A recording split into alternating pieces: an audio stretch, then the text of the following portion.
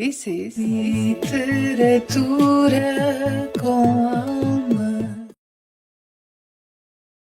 Olá a todos, queridos espectadores aqui do canal da Visão da Alma, sejam muito bem-vindos a mais este nosso encontro e neste caso é um especial do mês das mulheres, Literaturas com Alma muito especial para março, mês da mulher. Eu já tinha comprometido nos diversos outros canais que este mês íamos ter alguns conteúdos especiais por estarmos no mês da mulher e obviamente que estamos a olhar para vários aspectos do nosso ser e do ser feminino e do que é energia e género feminino.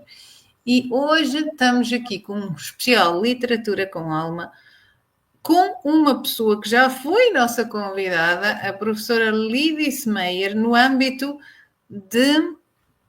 do nosso quadro Vision Talks. Mas hoje temos aqui o prazer e o privilégio, eu e a Bia, de estarmos com a professora Lidice Meyer novamente por um motivo super especial, porque ela vai-nos aqui apresentar e falar um bocadinho sobre um livro super especial que ela escreveu e que foi editado pela editora Mundo Cristão. E trata-se do livro Cristianismo no Feminino. Mas antes de mais, boa tarde, professora, boa tarde, Beatriz.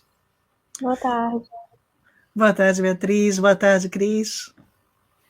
É muito bom ter-vos aqui e eu tenho a certeza que nós vamos aqui a ter uma conversa muito interessante, nós as três, e juntamente com os nossos ouvintes, porque embora não possam participar aqui em direto, mas se quiserem podem sempre comentar, podem sempre mandar e-mails e brevemente nós vamos arranjar maneira de transmitir lives de forma que vocês possam comunicar connosco em direto.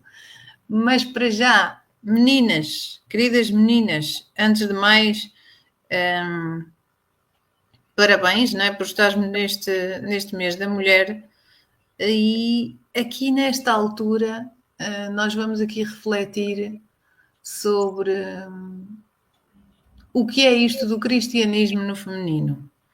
Porque certamente muito se fala e muito se falou, e ainda recentemente, no âmbito da Igreja Católica, houve aí uns comentários acerca do Dia da Mulher, como sempre há, como há anualmente, mas qual é, efetivamente, o papel do género feminino na vida cristã e na vida dos primórdios do cristianismo, na vida dos primeiros passos da Igreja e não só, mas também no âmbito da Bíblia, das Escrituras Sagradas, mesmo antes de Cristo. Qual foi o verdadeiro papel que a mulher desempenhou? É sobre isto que este livro que a professora Lidice Meyer escreveu nos convida a refletir, e nós temos aqui a capa, mas nós vamos pedir efetivamente à professora que nos diga o que é exatamente este livro e como é que surgiu a ideia de o escrever e de o lançar. Perfeito, Cristina.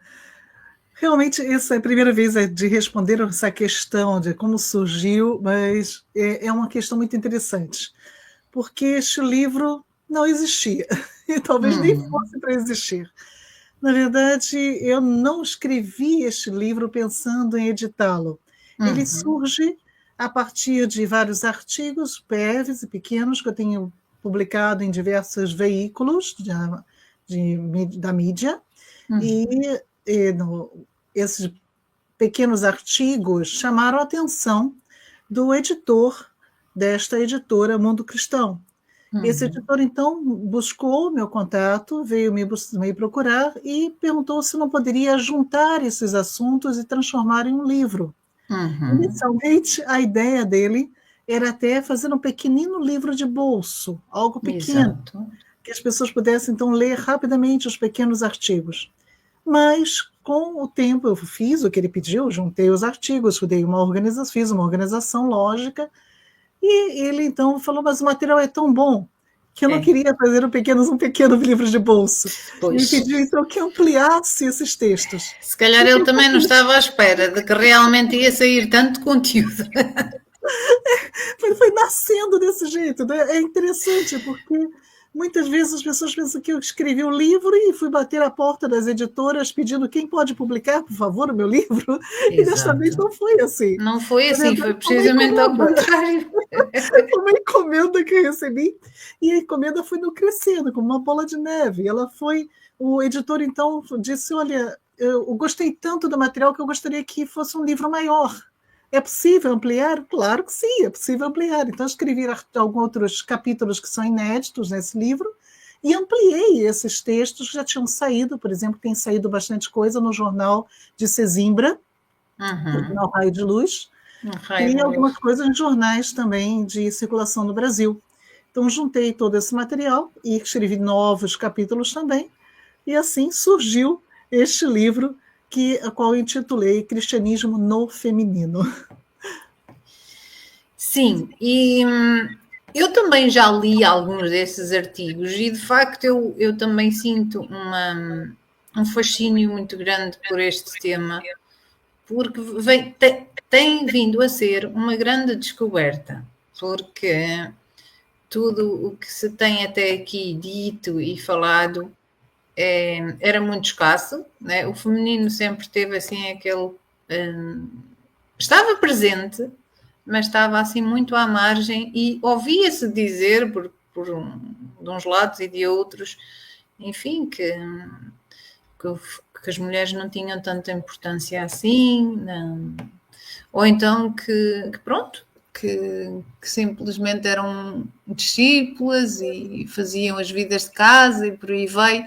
E depois eu comecei também a olhar melhor para algumas passagens da Escritura e a ficar intrigada do tipo, será que isto não quer dizer mais alguma coisa? Porque depois há aqui muito convite para ler nas entrelinhas também. E que quando eu comecei a ler os primeiros artigos da professora, eu comecei a sentir a minha curiosidade satisfeita e também que senti uma abordagem a estes temas muito interessante, porque era uma abordagem que realmente nos mostrava vários ângulos da situação e que não vinha com aquela coisa de... como é que eu ia te explicar? Não vinha como um grito polémico, mas também não vinha com aquela coisa de vamos lá tapar o véu e não vamos dar muita ênfase nem muita importância a esta situação. É como colocar a importância das coisas no seu devido lugar. E então, depois de ler alguns artigos, eu também fui participar em alguns dos cursos relacionados com temas do feminino no cristianismo.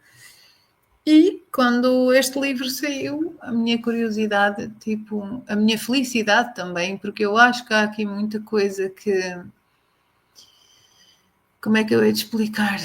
Há muita coisa que foi calada e que este pedido da editora para que estas histórias sejam trazidas à tona é um pedido que não vem por acaso neste momento da história.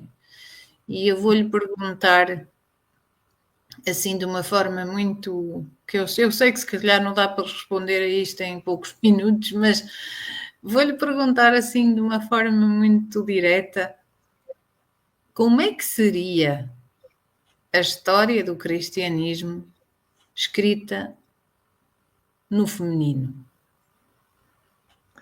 É justamente esta a ideia do título, Cristina. Quando eu criei esse título, Cristianismo no Feminino, inicialmente a própria editora não gostou do título, tanto que o livro ganhou um subtítulo, A Presença da Mulher na Vida da Igreja, porque acreditavam o que significa cristianismo feminino. Mas, na verdade, esta é a minha ideia. Pensar como o cristianismo pode ser reescrito pela visão do feminino. como é a releitura dos textos da Bíblia através dos olhos de uma mulher, através dos olhos das mulheres. Exatamente. E é por isso, então, essa necessidade, porque até então estamos muito acostumados com estudos de teólogos e mesmo historiadores da igreja, que são homens. Exato. São Poucas homens. mulheres se apresentaram atualmente como teólogas, atualmente está criando uma visibilidade muito maior a respeito disso, muitas mulheres estão se formando em teologia, em ciências da religião, como a própria Cristina, formada em ciências da religião, mas isso é um fenômeno mais recente, embora sempre aconteceu de terem teólogas na igreja, tanto que há as teólogas que são até reconhecidas pela Igreja Católica, de muitos séculos atrás, mas eram mulheres assim que apareciam esporadicamente, isso está aumentando realmente.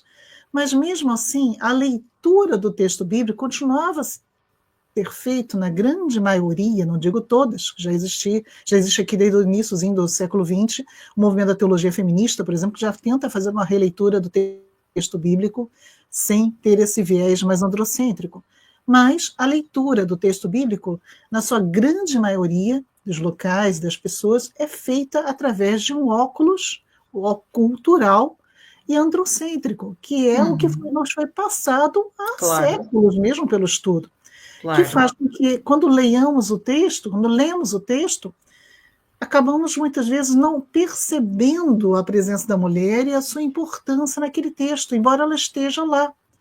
Porque muitas vezes vamos dar valores para os homens presentes na Bíblia. Quando pensamos em personagens bíblicos, normalmente vem à cabeça o quê? Homens, como Davi, o próprio Jesus, ou João Batista, ou Abraão, essas personagens que são masculinas. Só que essas personagens todas são sempre acompanhadas de personagens femininas, que ficam muitas vezes ocultas. Então, quando a Cristina fala da leitura das entrelinhas, sim, ela é importante. Mas não é só nas entrelinhas que as mulheres estão. Elas estão também nas linhas. Exatamente. O que acontece é que não enxergamos essas mulheres, por termos uma leitura viciada, uma leitura que normalmente nos remete sempre para a história do masculino e esquece a história do feminino. E é por isso, então, que surge o cristianismo no feminino, para mostrar que é possível, sim, enxergar essas mulheres, ver que elas estão lá e que elas fazem parte do cristianismo desde as suas origens e até mesmo da formação da igreja cristã até os dias de hoje. Sem dúvida. E é um olhar muito interessante que nós precisamos de ter, que o feminino e o masculino são sempre algo que anda de mãos dadas, anda lado a lado, e o feminino e o masculino juntos conseguem realmente produzir criação, não é? A criação, no seu sentido mais amplo, é formada pelas duas energias. Mas porquê? Porquê é que a senhora acha que acontece esta visão tão viciada que nós temos? E porquê é que nós estamos tão habituados e temos quase que, eu sinto muitas vezes por parte das pessoas medo de sair desse ângulo e de olhar para o outro lado também. Porquê é que será que isto acontece? Acontece porque, historicamente, as mulheres foram, sim, relegadas a um papel inferior, um papel secundário em toda a condução da teologia e da história da igreja. Então, se os homens eram privilegiados, até mesmo pelos textos escritos pelos homens, que eram privilegiados no estudo, tanto no estudo teológico como no estudo da história, acostumou-se a ter esse olhar masculino sobre esses textos também. E o que acontece? Acontece que é difícil sair dessa zona do conforto. Se estamos acostumados, se já é uma coisa tão natural, a leitura do texto bíblico, mas por esse viés masculino, esse cristianismo no masculino, é o comum, é o que estamos acostumados desde pequenos, há séculos, que a natureza da cultura cristã pensa dessa forma, sair dessa zona do conforto não é confortável. Não. Então, realmente, é uma mudança de forma de ver a Bíblia, uma mudança na forma de enxergar enxergar a Bíblia. E para isso tem que se fazer algumas transformações. É como se tirássemos o óculos cultural que nos foi colocado. E esse tirar o óculos remete à necessidade, então, de aprender a enxergar sem esse óculos. É todo um exercício, é toda uma nova percepção, um aprendizado que tem que ser ter, lendo, relendo novamente esses textos que nós já lemos tantas vezes, só que ao ler novamente, sem esse óculos, conseguimos perceber questões e situações que antes não percebíamos. Sem dúvida, porque por vezes acusa-se a Bíblia de omitir as mulheres ou de as colocar num plano, enfim, invisível, mas a verdade é que isso não é real. Elas sempre estiveram numa posição em que não estavam escondidas debaixo de nenhum saco. Não é? E, efetivamente, só a forma como isso foi olhado até aqui é que foi com o tempo mudando e foi-nos trazida uma visão muito androcêntrica de toda a história, de todo o caminho no cristianismo e não só. Na história das escrituras sagradas bíblicas. Isso acontece até mesmo em questões, como eu quis mostrar no livro também, na situação da arte. O livro ele tem na sua capa uma Maria Madalena, ilustrada por Artemisia Gentileschi, que é uma artista do Renascimento. Só que poucas pessoas também, quando pensam nos pintores do Renascimento, do Barroco, do período Barroco, pensam em mulheres.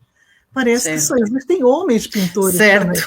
E a questão de ilustrar cada capítulo com uma obra de arte realizada por uma pintora do Renascimento ou do período Barroco, que é uma mulher retratando personagens bíblicos, mostrando como se é o cristianismo no feminino, como é que as mulheres enxergavam essas histórias, como é que as mulheres viam esses personagens.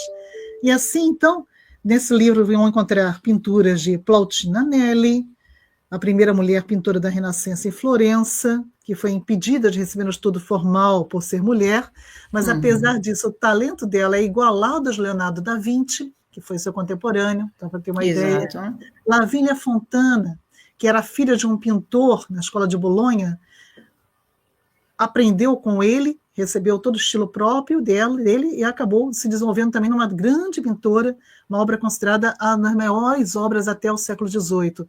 Barbara Long, outra pintora também precoce, que aos 16 anos já era considerada uma grande pintora, mas muitas obras de Barbara Long foram atribuídas ao seu pai, que também era pintor. Certo. Como é que a situação é complicada mesmo. E a própria Artemisia Gentileschi também, que é uma pintora barroca, né, que é também a primeira mulher a ser membro da Academia de Pintura de Florença. Cada capítulo aparece uma pintura de uma mulher. Isso é para mostrar justamente isso, Cristina, como realmente não percebemos as mulheres, muitas vezes, pela história, ocultar a presença, ocultar esse protagonismo feminino, até mesmo na arte. Então, fiz questão de mostrar que não é apenas a leitura da Bíblia que faz isso.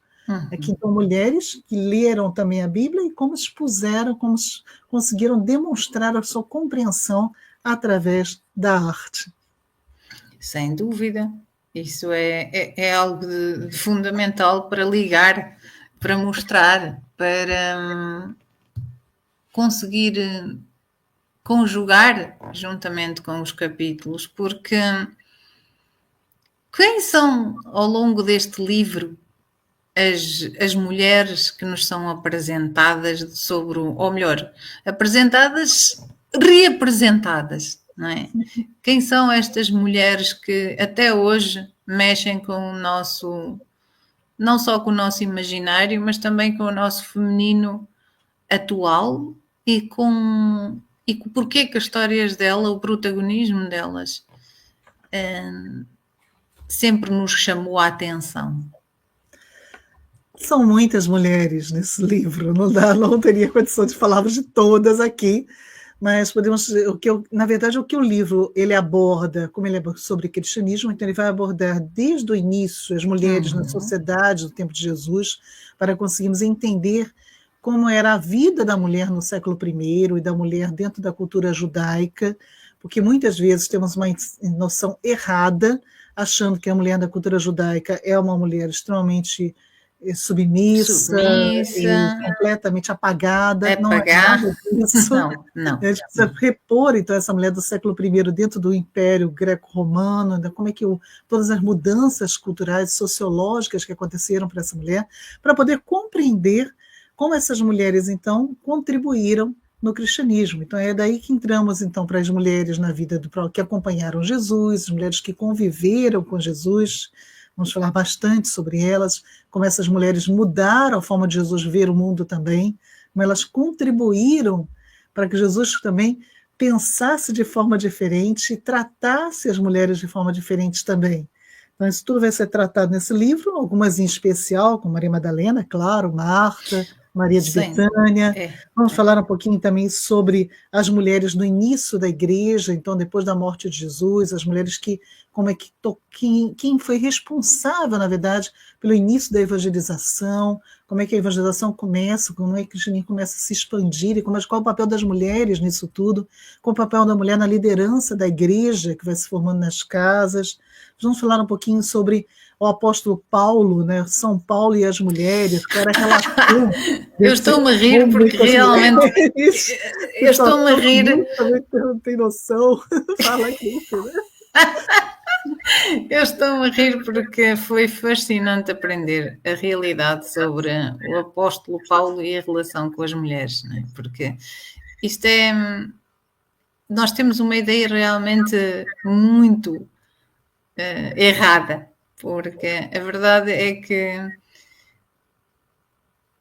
foram muitas vezes as traduções e as interpretações dentro das traduções que acabaram por colocar algumas visões e algumas ideias e algumas opiniões de uma forma que colocaram praticamente no oposto aquilo que era a verdadeira forma de como os contemporâneos de Paulo e o próprio Paulo viam a posição feminina na igreja.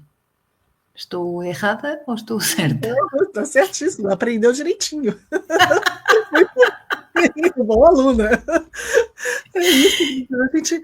Na verdade, o que acontece? Né? Um grande problema que eu vejo também nos textos de livros teológicos e mesmo de história da igreja é que muitas vezes os autores copiam de autores anteriores que cometeram erros no passado e vão sendo reproduzidos em diversos livros posteriores e chegam até mesmo livros atuais, novos, recém-lançados, que não usam conceitos lá de tempos atrás, conceitos que já caíram em desuso, e uma compreensão histórica e arqueológica também que é atrasada. A arqueologia é uma ciência que está sempre descobrindo coisas novas. A historiografia também está sempre descobrindo novas coisas, novos achados. E, sendo assim, precisamos estar sempre também observando esses novos achados. Muitas vezes os textos, os livros, são passados onde algumas coisas não tinham sido feitas e, por isso, trazem conceitos e conteúdos que naquela época talvez fossem corretos, mas que hoje já são atualizados. Então é importante observarmos Paulo a partir desses conceitos mais atuais, de todas as descobertas também que já foram feitas, tanto em textos paralelos, como também descobertas arqueológicas. Esse livro trabalha bastante também essas novidades. Exato. Vai falar um pouco também sobre algumas questões que já estudamos em cursos aqui com a Cristina também, mas que muita gente não conhece, como a existência da ordem das viúvas. Das viúvas, exatamente. Temos aquela ideia de viúva como sendo uma mulher também, uma pobre coitada. Uma pobre coitada. E a viúva do século I não é bem essa viúva. Não. Claro, uma outra ia ser. Claro, mas não é o geral. Não é o geral, porque dentro do Império Romano a mulher já podia ficar com a herança do marido, coisa que antes não acontecia. Então, a mulher, com a herança do marido, podia se autossustentar. E mais ainda, ela podia também sustentar até mesmo quem ela quisesse. No caso, muitas delas sustentando missionários, sustentando Missionários. viúvas também. Então surge essa ordem das viúvas, que eram as presbíteras da igreja. O livro trata sobre isso. O livro trata sobre as diaconisas também, que já existiam no século I.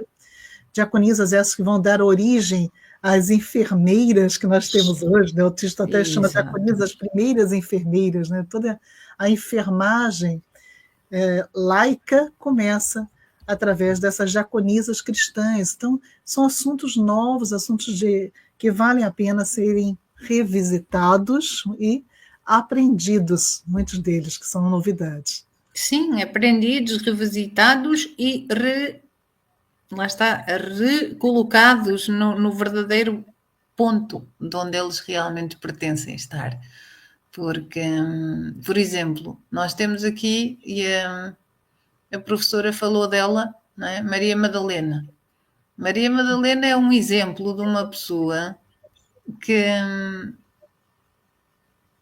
foi, eu diria que mesmo tipo que pegaram nela e colocaram-na numa posição onde ela nunca esteve, né? Chegaram até a afirmar que ela seria, enfim, prostituta, que ela seria aquela prostituta que se aproxima de Jesus. Ou seja, há ali uma grande confusão, mas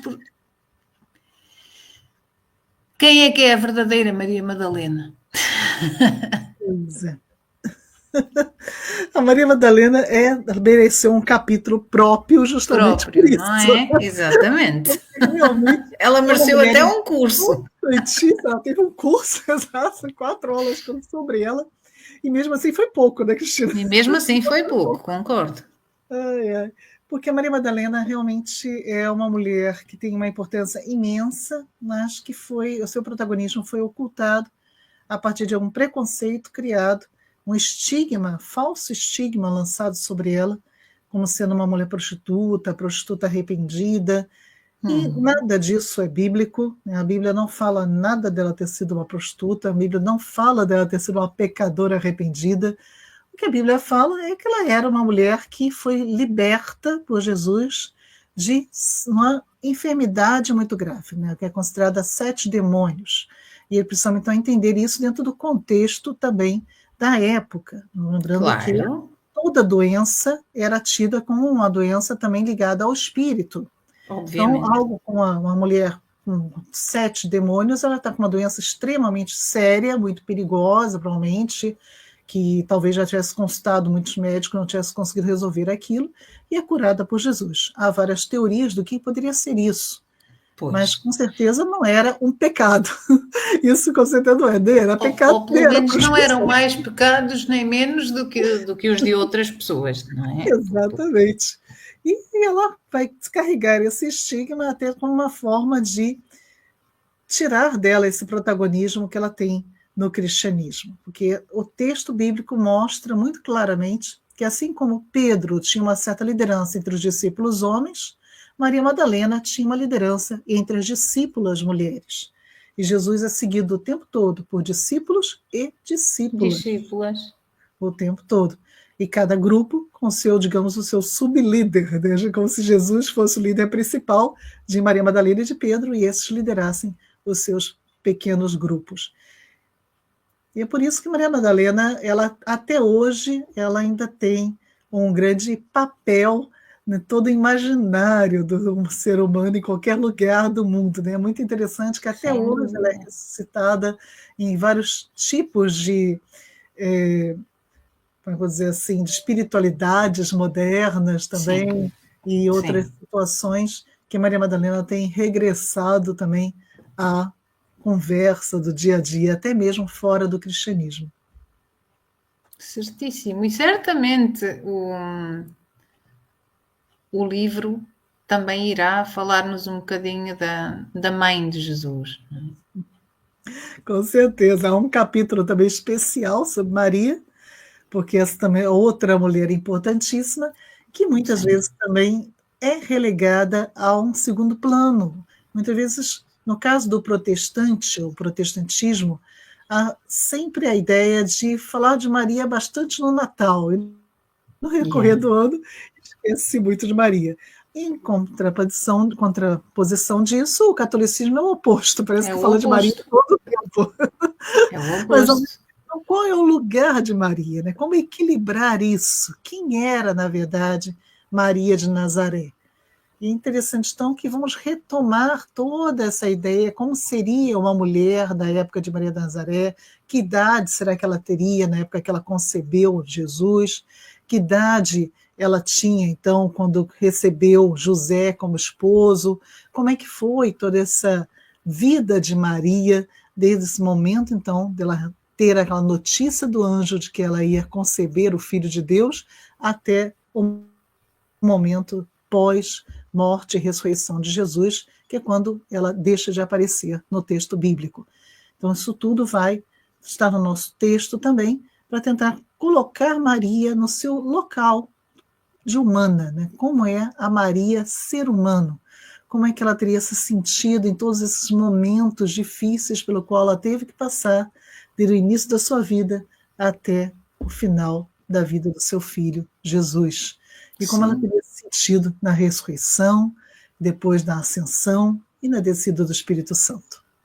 Sim, o papel dela como uma mulher muito presente, muito silenciosa, lá está, mas sempre presente em todos os momentos que eram realmente importantes. Sempre presente, e não podemos esquecer também que ela é a primeira professora de Jesus. Sem dúvida. Se Jesus conheceu os primeiros passos de Jesus dentro do judaísmo, podemos chamar assim, ou dentro da religião, foram dados por Maria. A mulher é a responsável por ensinar a criança na cultura judaica. Não é o homem, não é o pai, é a mãe. É a mãe. Se for a mãe, será a tia, a avó, são as mulheres da família. E sendo Jesus recebeu os primeiros contatos com a moral judaica e com todas as histórias judaicas, histórias de Abraão, de Jacó, de José, de Davi, todos os personagens, Jesus aprendeu a partir de Maria. E com certeza ela também contou sobre Sara, Rebeca, Raquel, Lia, Judite e tantas outras personagens femininas também importantes do Antigo Testamento. Como e porquê é que isso começou a mudar? Ou seja, isto de todas estas verdades, não é? E também do facto que eu acho muito interessante da gente olhar e imaginar que as mães educavam os seus filhos contando-lhes também as histórias das outras mulheres nas escrituras. E no início da igreja, após o falecimento de Jesus e tudo mais, sabemos, nós que estudamos isso, que as mulheres desempenhavam um papel, lá está, muito importante como diaconisas, como pessoas que profetizavam também, como pessoas que batizavam, como pessoas que eram muito ativas no ministério. E porquê que isso vai mudar a partir do século III? Na verdade, não muda no século III, né? A partir daí, já muda no século I. Já muda, pois. Já. Infelizmente, a mudança já começa no meados do século I. O que temos é que essa igreja primitiva, chamada igreja primitiva, então surgida depois da ascensão de Jesus, da ressurreição e ascensão, e cujos primeiros textos são escritos por São Paulo, o apóstolo Paulo, essa igreja primitiva, ela considera homens e mulheres em igualdade. O apóstolo Paulo sempre dirá que em Cristo, sob a batismo de Cristo, não há nem judeu nem grego, nem escravo nem senhor, nem homem livre, nem homem, nem mulher. E nem homem nem mulher. A liderança era compartilhada, então tanto um homem podia ser líder, batizar, fazer tudo isso que Cristo falou, ser um diácono, como uma mulher também batizava, liderava, pregava, ensinava e também exercia a diaconia. Tudo isso era possível e tudo acontecia normalmente. Só que o que acontece na virada dos anos 60, 66, 67, morre, assassinado Paulo e assassinado Pedro, os dois grandes líderes da igreja. E a partir de então que começa também essa igreja, agora um tanto quanto descabeçada, já que os líderes saíram, morreram, a ter posicionamentos conflitantes, com posicionamentos diferentes. Há, nessa época, também uma rejudaização da igreja. Porque como o Exato. judaísmo, o cristianismo inicialmente é visto como sendo um ramo do judaísmo, a gente não pode esquecer isso. Não, nunca podemos esquecer isso. E o judaísmo ele começa volta a ter um poder muito grande no Império Romano, no final do século I. E o que acontece então? O cristianismo começa a se aproximar de novo do judaísmo em muitos dos seus aspectos culturais. E um dos aspectos culturais é o quê? Relacionado com a mulher. Da mesma forma como na mulher, nas sinagogas eram separadas dos homens, até hoje são, Até hoje. na igreja, em algumas das igrejas, não vou dizer que são todas, em algumas das igrejas cristãs isso também começa a acontecer. Então começa a haver também separações e uma valorização maior do masculino sobre o feminino. Não em todas as igrejas. Algumas igrejas continuam com liderança feminina e masculina compartilhada. E aí o que Exato. acontece, como a Cris falou, lá no século III, isso tudo então vai não crescendo, a ponto que chegar no século III, então muitas mudanças vão acontecer. E dentre essas mudanças, sim, já vai acontecer a substituição cada vez maior daquilo que era um dom carismático, onde todos poderiam então exercer esse dom, esses ministérios na igreja, para um ministério ser ordenado, ter um ritual de ordenação. E nesse ritual de ordenação, então, dá-se preferência aos homens. Até que no século IV, quando a igreja então se une ao Estado romano, ela passa também a ser administrada nos mesmos moldes do Estado romano, que é o que a hierarquia piramidal e ao mesmo tempo também essa hierarquia formada por homens, do Senado romano. Então sempre homens formando esse material de liderança. E as mulheres vão cada vez mais sendo colocadas nos papéis secundários, as viúvas já deixam de existir, passam a ser apenas as diaconisas vão sendo colocadas apenas para trabalhar com mulheres, até o momento que lá pelo século V elas já vão deixando de existir, e até terminar totalmente lá no século VIII, já não existindo mais. Então é uma progressão, na verdade, que existe nessa questão da diminuição do papel feminino dentro da igreja cristã. Dá que pensar, não dá? Acaba mesmo por dar muito que pensar.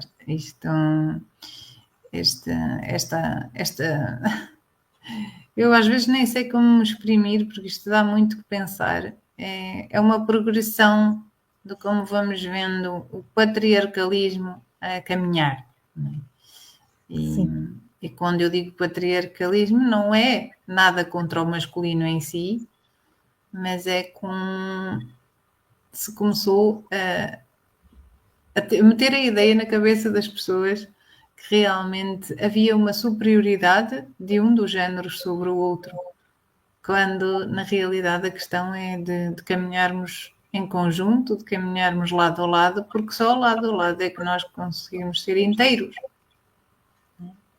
Verdade, verdade.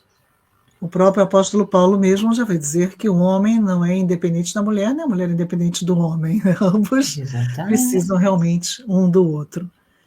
Mas, tradicionalmente, a coisa foi ficando de tal forma em que as próprias mulheres começaram também a achar que era natural terem esse papel, então, inferiorizado, esse papel de submissão à liderança masculina. Sim. E hoje é difícil, realmente, que essas mulheres possam perceber que é diferente. Continua a ser difícil porque foi criada muito aquela ideia de dividir a mulher. O feminino prospera em comunidade e quando nós conseguimos dividir, o patriarcalismo reina com mais facilidade.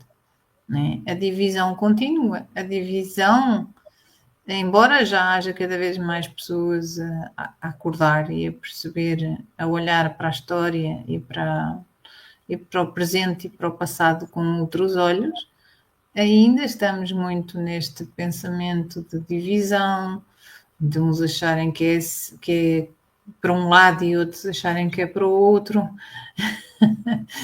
E depois acabamos por não andar em frente porque cada um acha que tem que puxar para o seu lado. E hoje em dia nós continuamos, e tanto a professora ali disse como a Bia, talvez aqui também, como alguém que é católica e estuda bastante as questões dos documentos católicos, nós todas hoje em dia sabemos que ainda continua a ser as igrejas muito movidas pelo feminino. Existe ainda muitas coisas onde o feminino continua a ser até mesmo dominante, até sob o ponto de vista de quantidade, né? Eu olho, por exemplo, para a minha igreja e são mulheres em praticamente todo lado. Mulheres a zelar, mulheres a dar catequese, mulheres a cantar, mulheres em todos os ramos e mais alguns, em várias iniciativas, em vários trabalhos, em várias posições, e depois temos lá em cima nos papéis de mais liderança, lá está os diáconos, que só podem ser homens, os sacerdotes, que só podem ser homens. É interessante, não é? É intrigante. E chega a ser triste, que não é só no cristianismo. Todas as religiões, todas as religiões, em todas as religiões as mulheres estão em maior número. As mulheres realmente são muito mais próximas ao sagrado, muito mais próximas ao espiritual. Faz parte da energia feminina. Exato, e elas buscam isso em diversas religiões.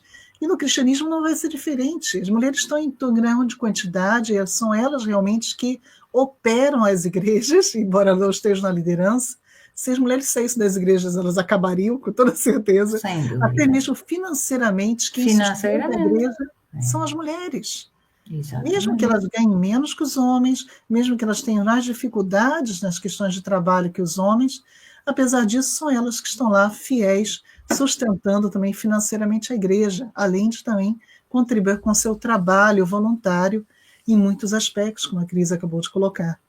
E por que, então, elas não podem simplesmente receber o valor que elas merecem? Na maioria das vezes, as mulheres não estão querendo nem títulos.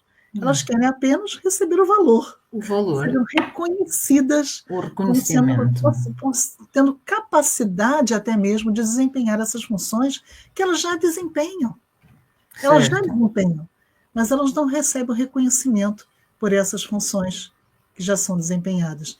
A maioria das vezes as mulheres só querem isso. O reconhecimento. Exatamente. E até mesmo na parte de... Elas querem o próprio reconhecimento e também o reconhecimento das suas irmãs, das suas congêneres, deste tempo atual e de outros tempos, porque nós sabemos, nós que temos vindo a estudar estas questões, e certamente o seu livro aqui também nos apresenta um bocadinho isso, existem muitos textos, muitas escrituras que foram pura e simplesmente silenciadas e apagadas da história. Certo? Sim. Verdade. Há uma ideia errônea de que as mulheres não sabiam ler e escrever, por exemplo, no século I, século II, e assim não deixaram escritos. É um dos erros que temos. Sim, existem escritos femininos, mas muitos deles realmente foram apagados, outros foram até transmitidos com... Ainda aconteceu isso também. Mais uma vez me estou a rir. Alguns são anônimos, então não sabemos se são de texto de mulher ou de um homem. Isso. Muitas vezes podem ter sido, inclusive, de mulheres, mas tradicionalmente são tidos como sendo de homens. E alguns realmente foram modificados de uma forma que se tornam irreconhecíveis, não é? Que é como se fosse realmente para apagar todo aquele testemunho que existiu. E o próximo curso que a professora vai dar fala-nos precisamente de um conjunto de mulheres que procuravam a vivência do sagrado feminino e que a viviam e escreveram sobre isso, mas que, mais uma vez, são conhecidos os companheiros masculinos, né? Os pais do deserto, mas os escritos da mãe do deserto, das mães do deserto, ficaram lá nas trevas, não é? Como é que... Quais ferramentas é que são utilizadas hoje? Porque isto é importante também referir, porque, tipo, agora podiam vir algumas pessoas e dizer assim, meninas, mas onde é que estão as provas? De onde é que vêm as vossas fontes?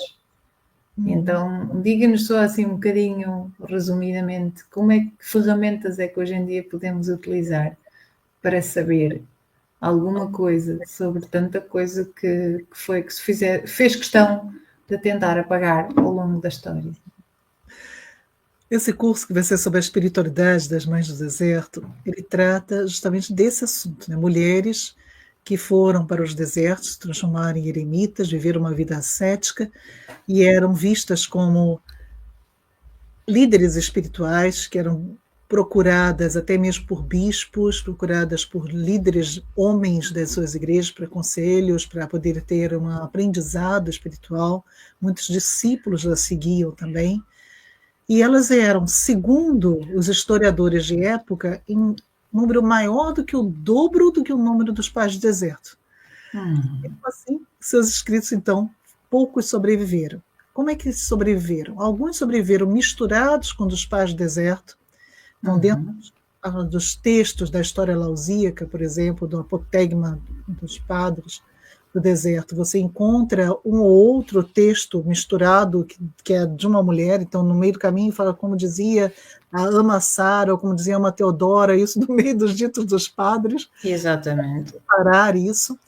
Outras coisas têm sido descobertas a partir de outros textos, então textos que não são diretamente de pais, mas de homens que conviveram com esse período, como São Gregório de Nisa, por exemplo, São Basílio, que escreveram também textos, e nesses textos aparece um pedacinho ali ou outro de um ensinamento dessas mulheres. Então a gente vai tendo que ir pescando, como se fosse realmente buscando uma agulha no palheiro, muitas vezes, mas a agulha está lá. Então a gente está lá. Até encontrar aquela agulhinha naquele palheiro. Então, é uma pesquisa árdua, uma pesquisa difícil, em muitos textos, né, de época de patrística, então, que acabam nos trazendo fragmentos dos ensinos dessas mulheres. Nesse curso, eu trago fragmentos de cerca de 20 mulheres. Então, bem mais do que normalmente qualquer outro livro traria. E esses ensinos vão nos mostrar questões que são muito próprias para os dias de hoje também, Cristina, isso que é muito interessante. Já que elas viviam um período complicado, era um período justamente onde o governo romano está se aliando à igreja. E nessa aliança Estado e igreja, você tem várias situações complicadas que surgem, né? Você vai criando nessa aliança, você tem algumas concessões da igreja. E essas mulheres, elas ousaram ir contra isso, e por isso que elas deixaram o mundo das cidades e foram para os desertos buscar uma espiritualidade mais próxima da espiritualidade cristã primordial, da igreja. Primordial. E elas vão mostrar para a gente como é possível, hoje, no século XXI, ainda buscar esses desertos espirituais da nossa vida, que não são desertos físicos, não precisamos sair da nossa casa, mas como é que a gente pode cultivar esse deserto na nossa vida espiritual e dali então buscar um refrigério espiritual para momentos de angústia, momentos de crise, momentos de guerra, como estamos vivendo agora. É isso que eu ia dizer. Angústia, né? Então, elas mostram que é possível, sim, buscar uma calma, uma paz espiritual, apesar de tudo isso, e ao mesmo tempo continuar agindo nisso tudo. O que é interessante dessas mulheres é que elas não fugiram do mundo, não ficaram totalmente ausentes. Não ficaram ausentes, não ficaram... Mas elas auxiliavam a todos que a buscavam também. Então, a gente vai conversar bastante sobre isso no curso. Isso mesmo, era precisamente aí que eu queria chegar, ou seja, nos tempos que estamos a atravessar, em que estamos efetivamente em guerra, até os países onde não existe uma guerra armada, está-se a sentir um clima de guerra generalizado. E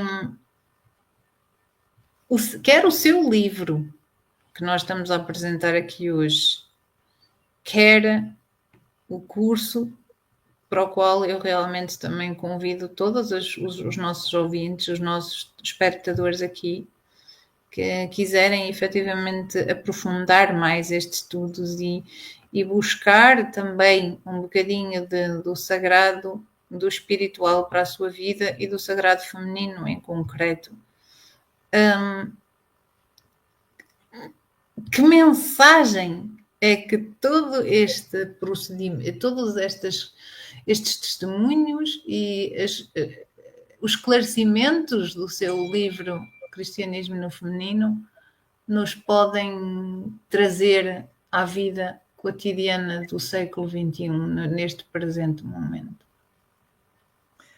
A mensagem principal é esta, de observar que o feminino pode nos ensinar a ter um pouco mais de sensibilidade nesse período de insensibilidade que vivemos, então cultivar essa sensibilidade, a humildade que nos leva à possibilidade de uma empatia, nos leva à possibilidade de conseguir exercer a misericórdia com o outro, de ver o outro como alguém igual a nós, com alguém tão carente de afeto, tão carente de cuidados como nós também somos, e assim conseguir ajudar esse outro também, nos colocarmos no lugar deste outro, para que o outro possa, então, se sentir acolhido, se sentir abençoado, se sentir amado, e assim levarmos a paz para aqueles que estão atrás, perto de nós, ao nosso redor. Eu acho que tanto o cristianismo como o feminino, como o curso das Amas do Deserto, dão-nos essa possibilidade de uma nova visão sobre o mundo que está ao nosso redor. Sim, eu também tenho essa sensação. Eu acho que este livro e este curso trazem-nos a essência do feminino, da energia feminina, que é precisamente a empatia, o nós sermos capazes de fazer um bocadinho de silêncio interior para acolher o outro, para acolher também o que se passa com nós mesmos, para integrar, para sermos receptivos, para sermos empatas, para termos a capacidade de sermos verdadeiramente empatas. E a professora acha também que o seu livro vai levantar alguma polémica? Com certeza vai. Com certeza vai, porque nem todos estão acostumados com essa nova leitura, e nem todos vão concordar com essa nova leitura. Mas eu acredito que isso é positivo. Isso é positivo, porque sempre que há essa discordância, abre-se espaço também para o diálogo, para a conversa.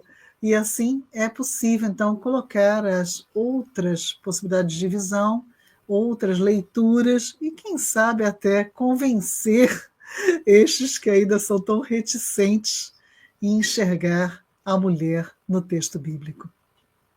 Sim, enxergar, dar-lhe o espaço que ela tem, ou seja, nem é dar-lhe o espaço porque ela já o tem, mas é conceder-lhe e aceitar o espaço que ela realmente tem e depois, na atualidade, conseguir permitir que se abra este espaço também para uma abertura, para uma abordagem que deixa de ser tão misógina e que se torna mais colaborativa, né?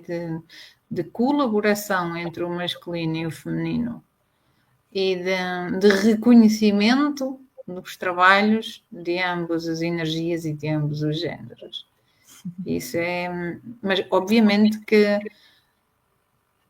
o diálogo é preciso ser levantado e às vezes aquelas discordâncias veementes que às vezes podem aparecer e já apareceram no passado, elas vêm mesmo para nos permitir olhar para aquilo que não estamos habituados a ver, não é?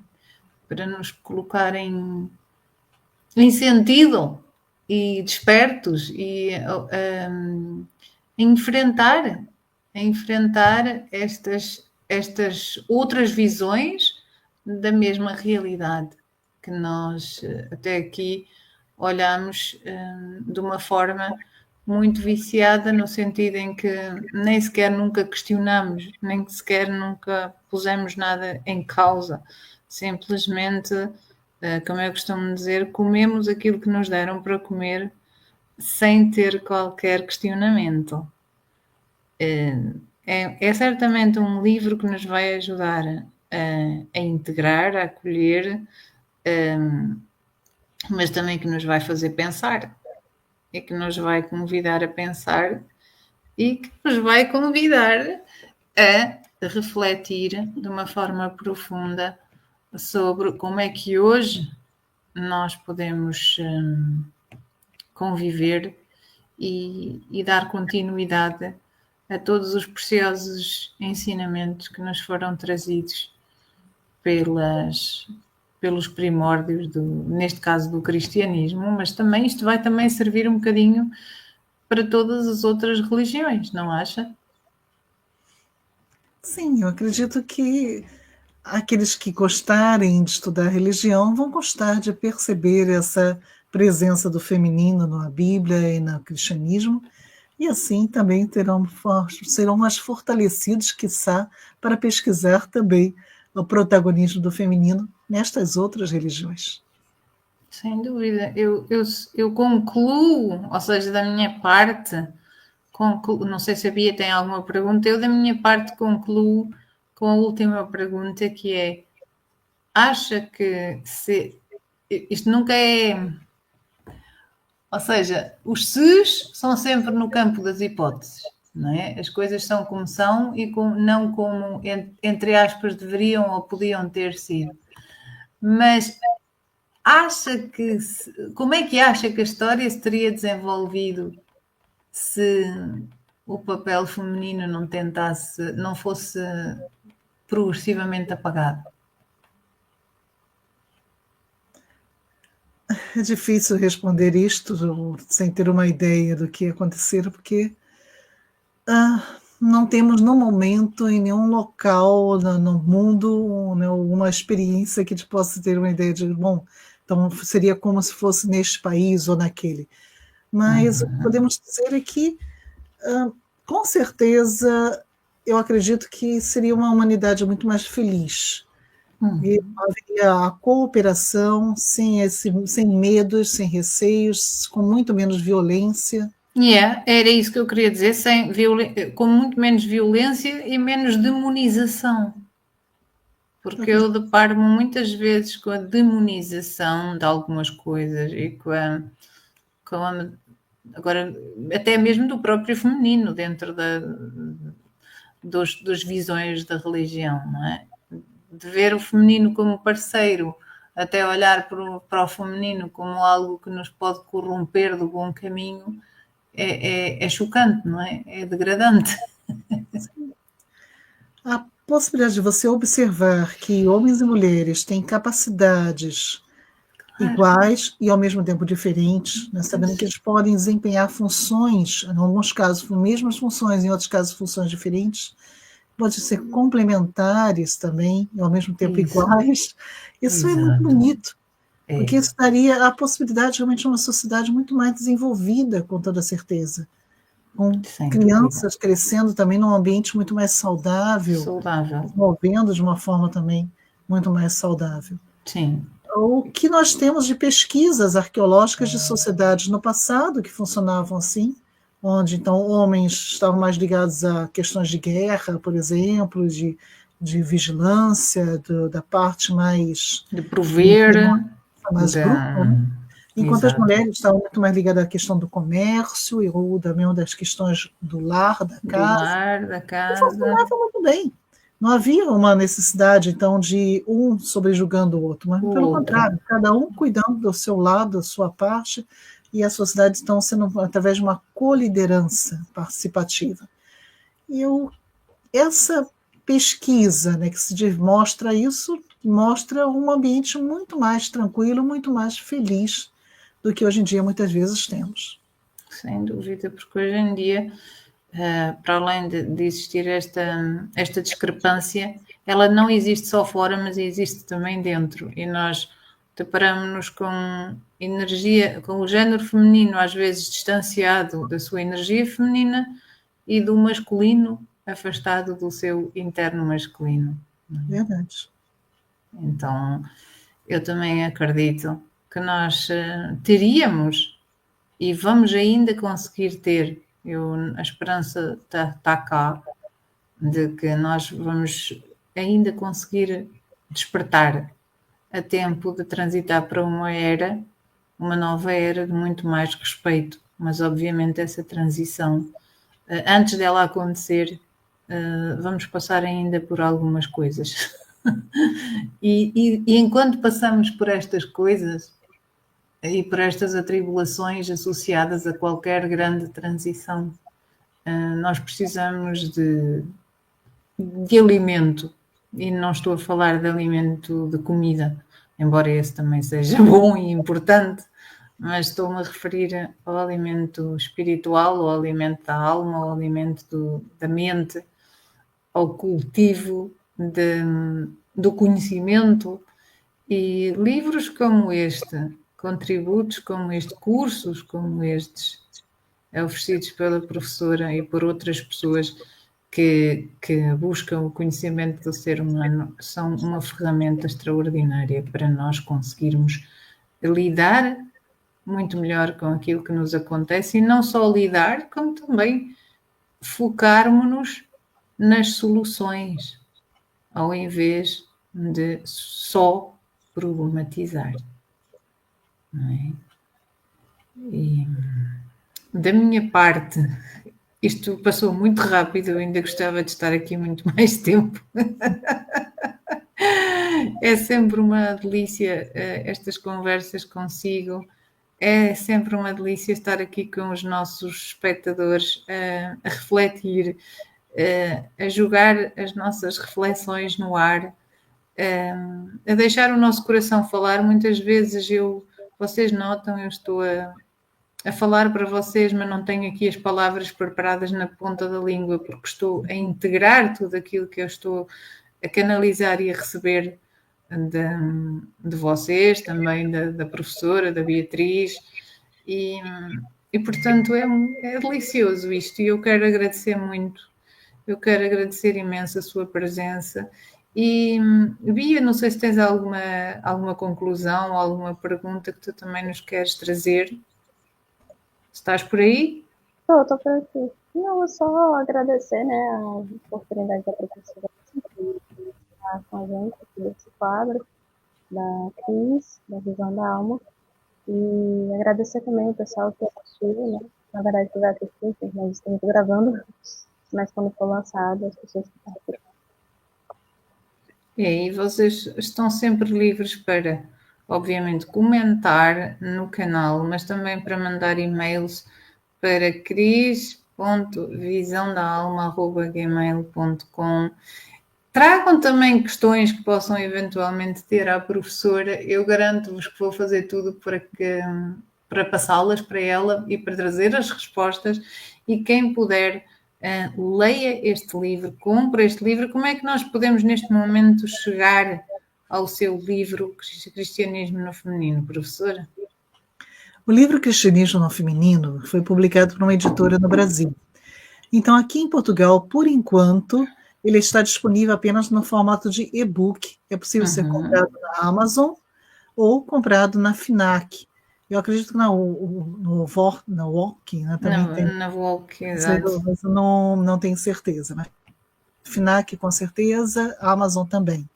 E está, talvez, né, seja possível na Feira do Livro, ou talvez um pouco antes, ter este livro de forma física aqui. O livro físico é muito bonito, ele é em capa dura, né? É todo ilustrado, então realmente vale a pena conhecê-lo também. Sim, eu vou comprar o Por e-book, enquanto, obviamente.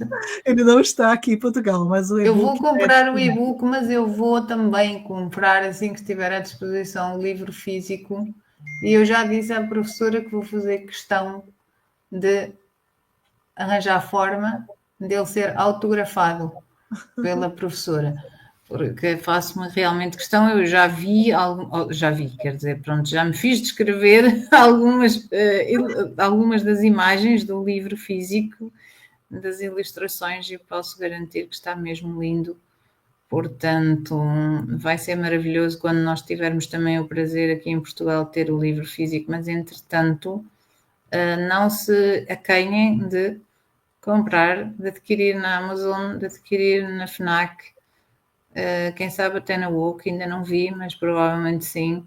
Mas já Amazon e FNAC com certeza, portanto, comprem este livrinho. Sigam a professora também no seu Instagram, no seu Facebook, existem várias publicações também alusivas ao livro. E quem puder, venha fazer o próximo curso da Lusófona na plataforma e-learning, né? Na plataforma X, o que será o... Lusófona-X. Exatamente, Lusófona-X, e o curso chama-se... A Espiritualidade das Mães no Deserto. Exatamente, portanto, quem puder, venha a bordo desta aventura que certamente vai ser maravilhosa e trazer muita frescura para a nossa vida, muita frescura e muito fortalecimento para todas as questões que nós estamos todos a enfrentar, uns de uma forma, outros de outra, mas que nos afetam a todos. Eu quero realmente, mais uma vez, agradecer à professora, mais uma vez agradecer à Bia por me ajudar aqui com as gravações, e de vós, queridos espectadores, despeço-me até ao nosso próximo encontro, e neste caso o Literatura com Alma regressa no mês que vem, não é? E espero que tenham gostado aqui deste conteúdo do nosso mês da mulher, desta Literatura com Alma especial do mês da mulher. E um grande abraço para todos, uma excelente semana. E não esqueçam de aderir ao canal, fazer o vosso like, ativar as vossas notificações para receber sempre os novos conteúdos do canal, e sigam também o canal do YouTube da professora Lídice Meyer. Um grande beijinho para todos, até breve e fiquem com Deus.